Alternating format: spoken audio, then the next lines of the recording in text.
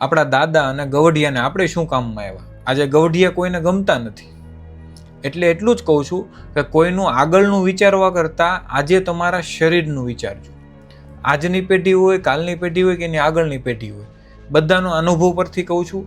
અથવા તો તમને પ્રાઇવેટ અનુભવ છો હોય તો જોઈ લેજો એક વખત કે ગવડિયા અને માવતરને એના છોકરાના છોકરા અથવા તો છોકરા શું કામમાં આવ્યા. નડતા હોય છે મોટે ભાગે, અમુક ઘરને બાદ કરતા. એટલે અમુકમાં તમે ન આવતા હોય તો તમને નહીં લાગે, અને જો આવતા હોય તો લાગતું હોય છે. એટલે હું શું કહું છું, છોકરાઓ માટે ભેગું ન કરવું, આ ન કરવું, એ વાત અલગની છે, પછી કરજો. પહેલાં તમારું શરીર સાચવજો. જો તમારું શરીર સાથ આપતું હશે ને તો ગામ બધું સાથ આપશે.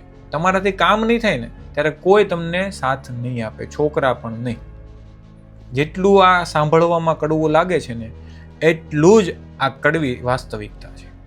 સાચું છે કે ખોટું તમારો અનુભવ હોય અથવા તો એક્સપિરિયન્સ કે જોયો હોય તમે તો કોમેન્ટ કરજો અને શેર કરજો તમારા મિત્રો સાથે કે પહેલું શરીર સાચવજો, પછી ઘર, પરિવાર અને આગળની પેઢીને સાચવવા જજો. પહેલાં જો શરીર નહીં ચાલતું હોય ને તમારું તો કંઈ નહીં ચાલે. ગમે એટલા તૂટી જઈશું ને ગમે એની માટે કાંઈ નહીં થાય. એટલે જેને લાગતું હોય એને જ લેવું, પાછું બધાને નથી કહેતો. એટલે બધાએ ખોટું ઓલવું નહીં. ચાલો મળીએ એક બીજા વિડીયોમાં. ત્યાં સુધી રામ રામ.